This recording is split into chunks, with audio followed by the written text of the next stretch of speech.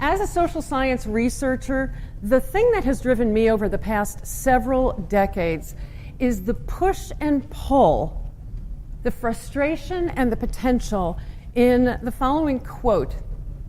And it is by Ryan Eisler. If those of you are familiar with Ryan Eisler, this is from the introduction of her book, The Real Wealth of Nations. She asks, why, when we humans have such a great capacity for caring, consciousness, and creativity, has our world seen so much cruelty, insensitivity, and destructiveness? All around us, we see that potential. We see it in small kindnesses. We see it in huge, sweeping movements for change. And the question that has been driving me for the past 2 decades to do research and experimentation is what's going on when we're at our potential. Because if we know that, if we can figure that out, we can repeat it and we can make it the norm. And so I have been doing research and experimentation. It started out in the fields of social change. From social change, it moved to behavioral change, wondering, okay, we see what happens with large groups. What happens when individuals are changing? And that led to research in behavioral psychology and neuroscience and evolutionary biology. And then I started to think, okay, well, if that's what creates humans changing, what creates change overall? And started to look at physics and math. And so what I want to share with you today is what has me excited in all of that. The exciting part is that these seemingly existential questions of how we be with each other are all answered by science. By repeatable, provable, measurable science. Let's start with physics. The most basic law of physics is the law of cause and effect. Very simple. We all know it. This is because that was. This happened because that happened. Causality connects our past to our present to our future. Today's reality exists because of what happened in the past. Tomorrow's reality exists because of what we do today. The result of that is we have got 3 choices when it comes to how we work with causality. We can do nothing, just go with it. We can rebel against it, we can fight it, or we can create a new causality towards the future that we want. Picture a snowball. We create causality when we roll that snowball down the hill. If we are not creating what is possible, we can react to the snowball. We can try and stop it. We can fight it. Or we can let the snowball make the decision. And that might mean riding it. It might mean being crushed with it. It's pretty much just going with it. There are many combinations of these choices, but because cause and effect is always our reality, these are the choices. This is what Buddhists call dependent origination. Nothing comes out of nowhere. Everything is dependent on something else. Depending on the circumstances, any of these choices may be the right one. There is no right or wrong. But these are the choices that we have. And the important lesson is that whatever we do, we're creating the future. Even when we let that snowball overtake us, we're rolling a new snowball down the hill. That is starting a whole new cascade of cause and effect. Everything we do is both led by cause and effect and is creating cause and effect. The cause and effect that led to there being humans on planet Earth and how we humans evolved is all about the science of what it means to be human. The evolution of humans is the evolution of our brains. That is our unique attribute. Look at the timeline up here. Animal brains have been around for hundreds of millions of years. The first that they are believing, and it's hard to tell because brains are squishy, so they don't exactly last, but the longest that they believe brains have been around in animals is worms. And that is about 500 million years that brains have been on this planet. From the start, the brain's job has been to make us survive, both as individuals and as a species. So that survival brain is highly evolved. It is hundreds of millions years old. That means hundreds of millions of years of refinement. We animals are really, really good at survival. And so contrary to what we tend to call it, our human nature is not the greed and fear that we are thinking of when we say, oh, that's just human nature. When we say, oh, that's just human nature, are we saying nice things? Now, we're talking about the things we share with the rest of the animal world that come from our survival. What is our human nature is our beautiful frontal lobe, the center of our creativity and our wisdom and our compassion. So look at that timeline there. And you can see there's a teeny, teeny, tiny line at the bottom that is humans. Our brains have been around in the form they are, that beautiful frontal lobe, for what looks like about 20 minutes if you look at it compared to everything else. It's about 100,000 years that humans have been on the planet at max, and scientists tend to think that it's somewhere between 40 and 50,000 years. Which means that our unique attribute as humans, we're like not even in beta. We're like the Model A before the Model A. I mean, we are just so, our brains are so not nearly as evolved as that survival brain is. And here's why that is important. When we feel threatened, which brain do you think responds first? The highly evolved survival brain or our barely in beta logic brain?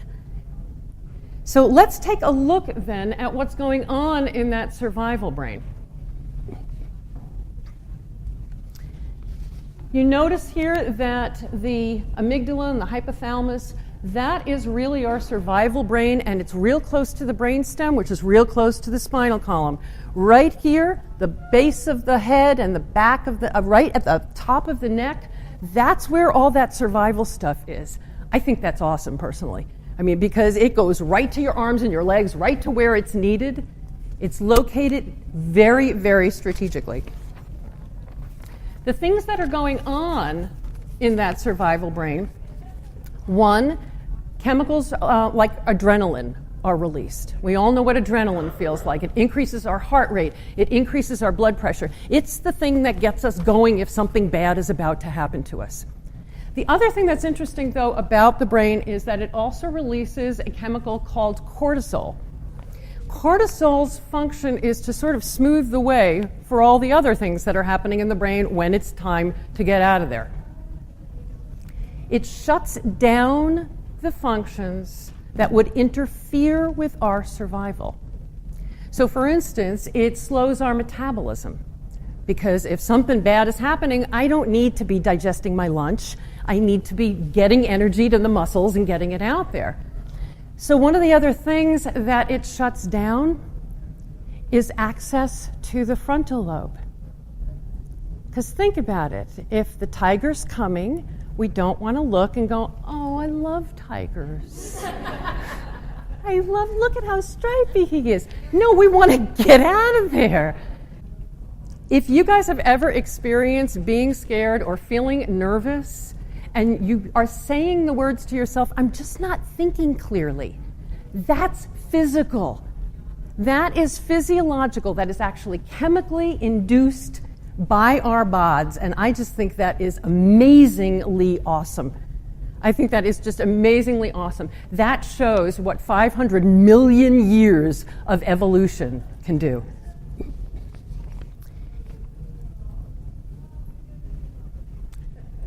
You'll notice I keep talking about feeling threatened. And the reason I talk about feeling threatened is because our brains don't know the difference between an actual threat and a perceived threat. So when you wake up in the middle of the night, you've had a nightmare, your heart is racing, it's not real, but our brains don't know that. When we're in an action movie or a scary movie and your heart is racing and you're like eating popcorn as if you're the one that's on the screen and needs energy, our brains just don't know the difference. And so if you have been in a meeting where you have proposed something cool and creative and possible and you want to talk about what's possible and you're getting the rebuttal of, oh, get real, we've got work to do. That is because that person who's saying it, his brain, her brain, is feeling threatened. It could be by the pile of work that's on his desk. It could be by the budget that they're not sure they're going to meet. But that's what's going on when you're meeting that resistance. It is an automatic chemical response that overrides. We'll go back to our little fence there. It overrides our ability to be creative. It stops it. And then we have to work extra hard to access that frontal lobe. And so here is the key to unleashing our potential. The key to unleashing our potential is to stop that threat mechanism from firing in the first place. Because when we don't feel threatened, we humans are amazing. And we've all felt that. When you're doing something that you're just totally in flow, that threat mechanism isn't firing at all. You're just feeling what it is to truly be human. When you're in a meeting and it's been 2 hours and you look at your watch and you go, how could that be? It feels like 10 minutes. That's our potential. That is our human nature. The ability to envision a future that is different than our past, that's our human nature. The ability to feel connected to the 7 billion people on this planet, most of whom we have not met, can't even envision, that's really our human nature. That's our reality when we feel safe and not threatened. One of the ways that we create a feeling of safety is predictability. And one of the biggest ways to create predictability among us humans is we create systems. Systems are really just, that's the way it is. And we create all kinds of things around those systems, but systems make it easy to know what to expect and to identify who doesn't fit. Because if we're doing just the way we do things, then we know that you're not doing it, you don't fit. And that's why people don't buck systems. That's why they cling to systems even when they know the system isn't working, because we feel that safety and that predictability. Individuals will go where systems lead them. Individuals will go where systems lead them, and that's why. So we create the way we do things, and then we reinforce that with rules and policies and laws and social norms. And you're starting to get a sense of what's really going on. I'm going to save the last science, the science of economics, for later, because even with just these two sciences of what is possible and what's going on as humans, we're beginning to answer Ryan Eisler's question here. Our hundreds of millions of years of evolution have created a survival loop.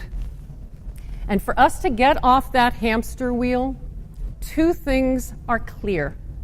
One, we need new systems so that just the way we do things keeps that threat mechanism feeling calm and happy. And the second is that in changing systems, it's going to require that we change our thinking. And the most direct way to change our thinking is to use science to change the questions that thinking is answering. Let me repeat that. The most direct way to change our thinking is to use science to change the questions that thinking is answering. Those new systems will lead us to create what is possible, And just the way we do things can then be guided by our human potential.